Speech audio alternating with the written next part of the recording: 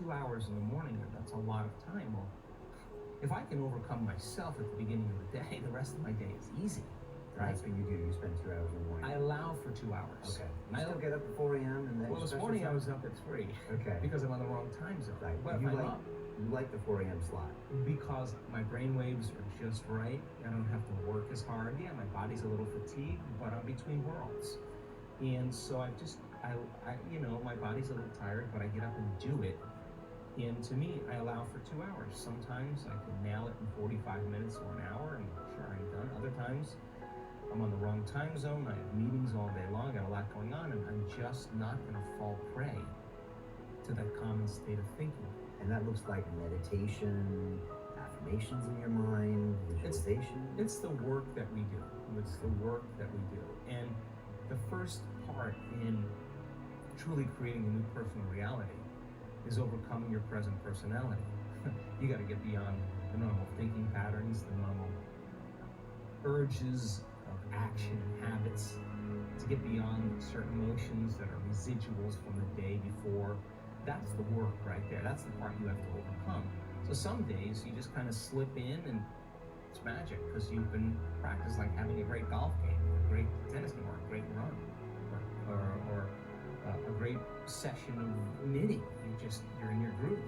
Other days you got to work a little bit more for it. And for me, what I've learned is those hard days, the days that are the most challenging, are always the most rewarding, because now you're uncompromising to an outcome. And if it takes you an hour to get beyond yourself, to find the present moment, because that's the only place where the unknown exists, the familiar emotions and hardwired patterns of the past are the known, the predictable future in trying to forecast the feeling of every event in our life that people do unconsciously is also the known. There's only one place where the unknown exists, and that's the present moment. So the generous present moment. Yeah, and I've just done it enough times, and there are plenty of people in our work that have done it enough times to know when you're there and when you're not. Okay. And when you're not, it's very obvious because you've been there enough times. So you're separating your old story from yourself, and you're separating your focus on the future, and you're being present. It's just like hitting a tennis ball in a sweet spot. You lock into something, and that wholeness starts to happen, and now you're no longer creating from polarity or duality or opposites. People they create when they see they don't have something. Whether, hey, nice suit, I want one of those, right? And the moment I see that you have a nice suit and I start thinking, I want one of those, my brain naturally starts putting me in the equation. Next thing you know, I'm wearing your suit. Well, that's because we're wired to do that. So then we have this natural ability to create. The problem is after you imagine that, you open your eyes and you don't have it, people experience more lack. Well, we're not that good yet. So then the act of practicing enough times and beginning to create the state in which you're so connected to the energy of your future. Now think about this. You're so connected to the energy of your future, you're no longer looking for it or waiting for it. You feel like it's already happened. The moment you get upset in traffic, the moment you start judging a coworker, you just disconnected from the energy of your future, and now you're back to the energy of your past. Now, if you tell me it was that person that did it to you, I'd say to you, oh, you're back to the unconscious program of being a victim again. So then the person then goes, oh, when did I fall from, that state? When did I lose it? Oh, it happened at 3 o'clock today. The next time that happens, what can I do differently? Now the person's moving through their challenges in their life with coherence, with rhythm. They're starting to begin to make strides, and that they're no longer knee-jerking to the people in their life that they've used emotionally to reaffirm their identity. Now this is the work, because you look around to see if anybody's doing it, and you don't see anybody else doing it. It's kind of this kind of lonely moment where you're realizing that I'm the only one doing this. That's that kind of moment that you realize that nobody understands you but you, right? And you can't even ask your friends for their opinion because they're going to give you their opinion based on their own experiences.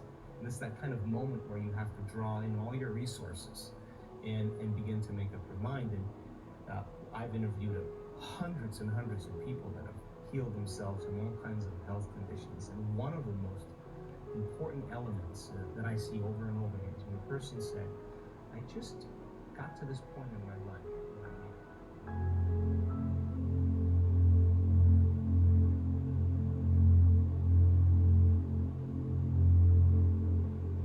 take a moment and find your center.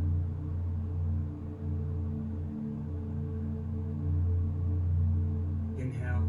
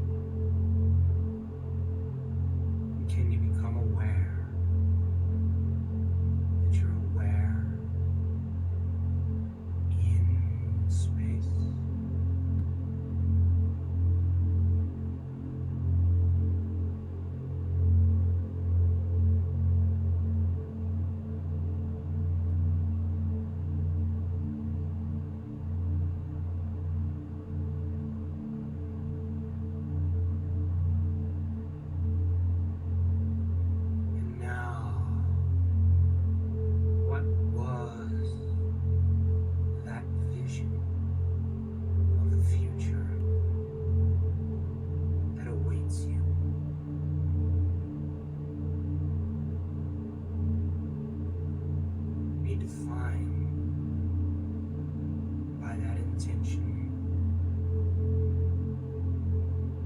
and select that potential that already exists in the field.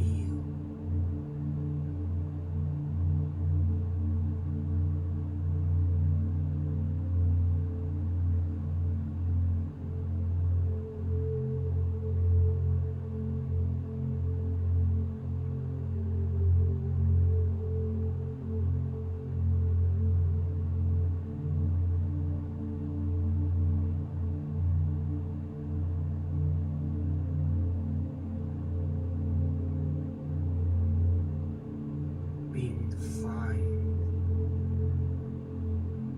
by a vision of the future instead of the memory of the past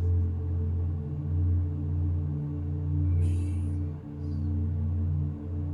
that you're ahead of your time.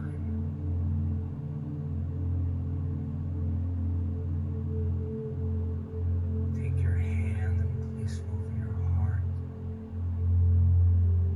In a moment,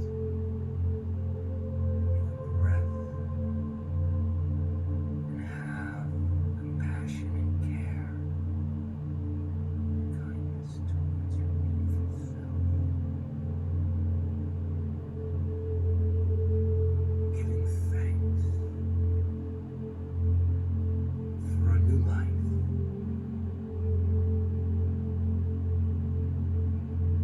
And the longer you linger in gratitude, the more you draw your new life to you.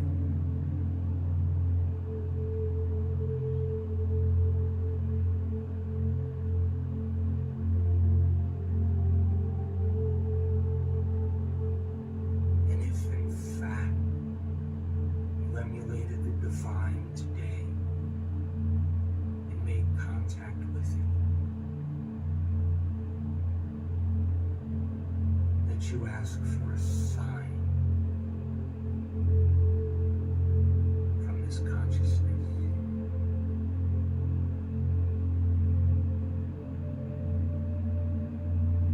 and that it bring it to you in a way that you least expect, that surprises you,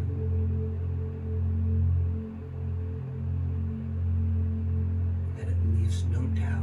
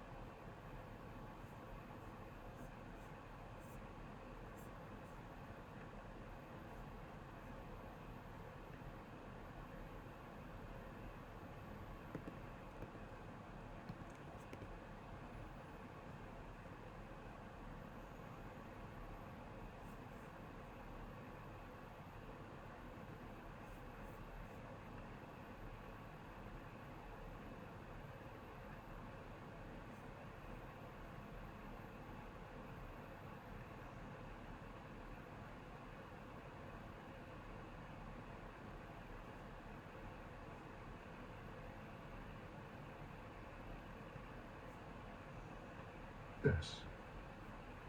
Marconi dreamed of a system for sending sound from one place to another without the use of wires.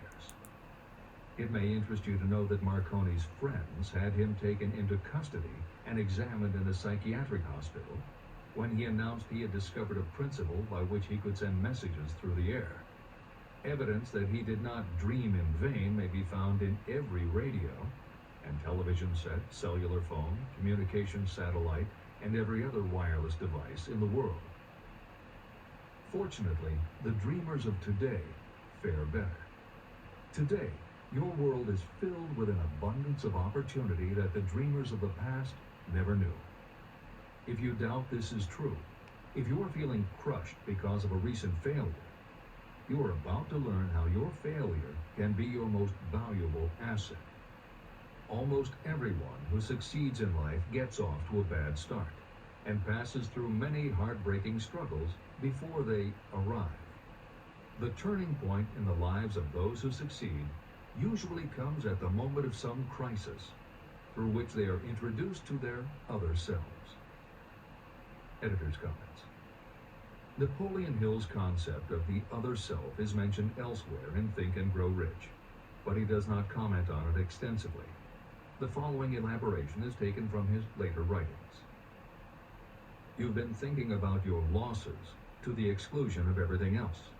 The more you concentrate on them, the more you attract other losses.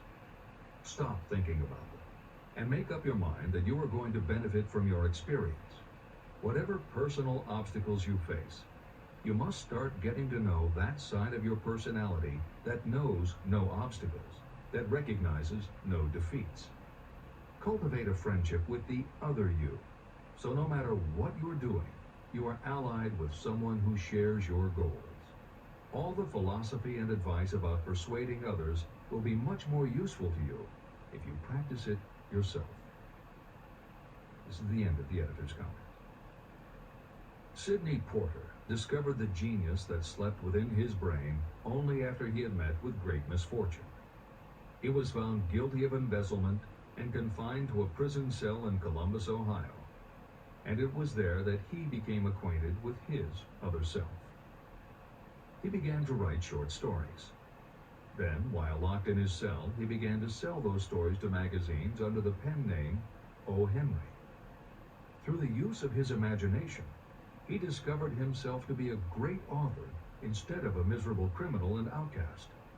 By the time he was released from prison, O. Henry was the most popular short story writer in the country. Editor's comments. More recently, in another prison, another kind of writer met his other self, and country music gained one of its most talented songwriters and biggest stars. As a kid, Merle Haggard's family home was a converted boxcar in Bakersfield, California. After his father died when Merle was 9, more often than not, home for young Merle was a series of juvenile detention centers.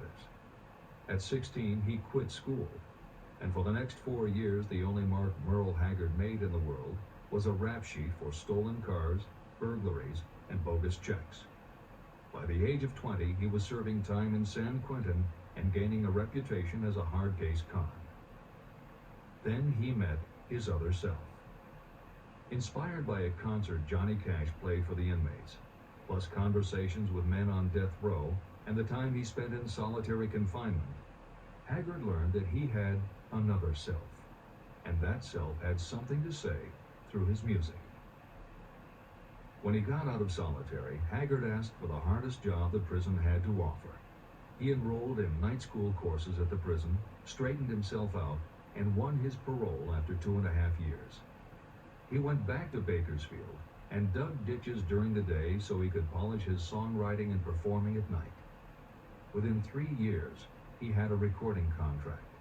Within 5 years, he had his first top 10 hit, and has since gone on to become one of the most influential voices in modern country music. This is the end of the editor's comment. Thomas Edison dreamed of a lamp that could be operated by electricity, and he began where he stood to put his dream into action. He failed more than 10,000 times. Despite his failures, He stood by that dream until finally he was driven to the discovery of the genius that slept within his brain. Editor's comments. Dean Kamen got to know his other self very early in life. While he was a teenager, Kamen started his own company, building and selling control systems for automated sound and light shows. He was still in high school when he got the contract to automate the Times Square New Year's Eve ball. Though he went on to attend university, he never bothered to graduate because he was too busy working on something he called auto syringe, the first wearable infusion pump for administering drug therapies. His invention was hailed as a medical landmark, as were many of his other breakthroughs, which include a revolutionary kidney dialysis machine, an insulin pump for diabetics, an improved stent used for heart patients, and more than 150 other devices he has patented.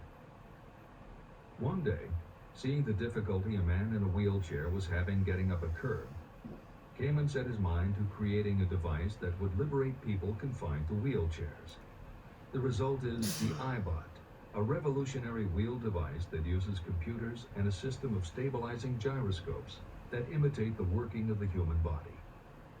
It not only goes over curbs, but it will even go up and down stairs, travel over almost any kind of rough ground, and will allow the user to raise themselves eye to eye with a standing person. And it does it all without the user having to get out of the device or needing anyone's assistance.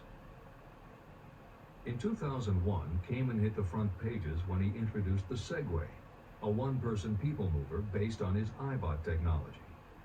It's a two-wheel scooter-like device that zips and zooms forward, backward, left, right, and comes to a stop without the rider doing anything more than barely shifting his or her body. It is so sensitive that it is almost as though it obeys the user's thoughts. The Segway may be a world-changing invention, with possible applications for work and travel that stagger the imagination.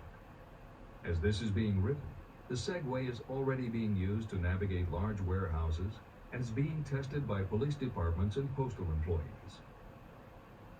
While traffic cops and City Hall wrangle over whether the Segway belongs on the sidewalk or the road, Dean Kamen is dreaming a new dream.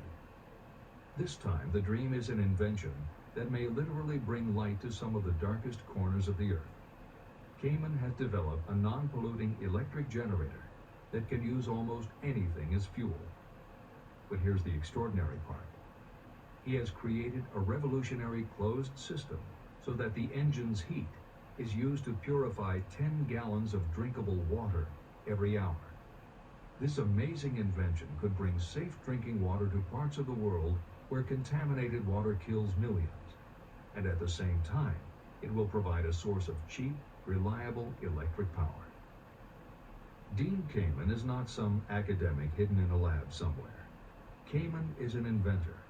But like Thomas Edison, he is also an entrepreneur and businessman, creating and marketing devices that are changing the public perception of what an inventor is. This is the end of the editor's comments. Henry Ford, poor and uneducated, dreamed of a horseless carriage. He went to work with what tools he possessed without waiting for opportunity to favor him, and now evidence of his dream belts the entire earth. He put more wheels into operation than any man who ever lived because he was not afraid to back his dreams. Editor's comments. Stephen Jobs and Steve Wozniak, two university dropouts, dreamed of making and selling computers that the average person could use. Like Ford, working with the tools they possessed, they built the first Apple computer in the Jobs family garage. And like Ford, they weren't afraid to back their dreams. After showing their prototype to a local retailer, they got an order for 25 machines.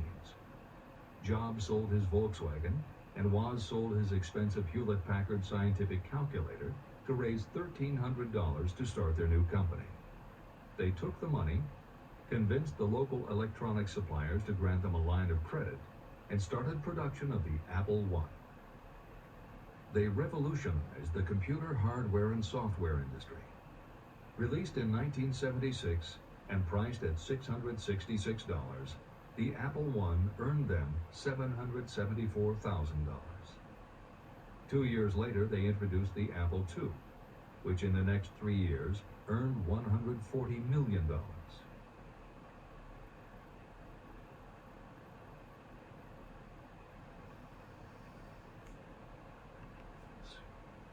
In 1980, Apple went public, and after the first day of trading, the company had a market value of $1.2 billion. Wozniak left the company in 1981, but Jobs pushed through the development of the Macintosh in 1984. In 1985, Jobs left too, but in 1998 he came back to Apple to revitalize the floundering company with the creation of the iMac computers, the animation company Pixar, the iPod, and iTunes. In presenting stories of contemporary successes, the editors have followed Hill's style of using real people to illustrate the principles of success. But Napoleon Hill was granted a rare privilege. Unlike anyone before or after, he had the opportunity to personally meet the most powerful and successful people and learn firsthand the dreams that inspired them, the obstacles that confronted them, and how they found the courage within themselves to overcome their failures. Hill met many of the inventors and the empire builders who laid the foundations of 20th century American industry while they were still news, not history. Then, for more than 25 years, he studied the habits and learned the secrets of the next generations who built on the foundations, forged new industries, devised new systems, and dreamed new dreams. It was only because Hill was given such unprecedented access over such a long period that he was able to compare, contrast, analyze, and then formulate a philosophy of achievement based on the real stories of real people who had used these techniques to create their success. Think and Grow Rich revolutionized self-help writing, and to this day is the standard against which all motivational literature is measured. Its success also helped create the market for the thousands of business biographies that tell in detail how the dreams were born, plans were made, frustrations were faced, and triumphs achieved in every sector of modern business. And because this wealth of information is now available with little more than the click of a mouse, you can read, hear, or watch today's greatest entrepreneurs and most successful CEOs confirming in their own words the basic truth behind every one of the principles Napoleon Hill explains in this book. The products or services they sell may be different, but the story of their success is the same.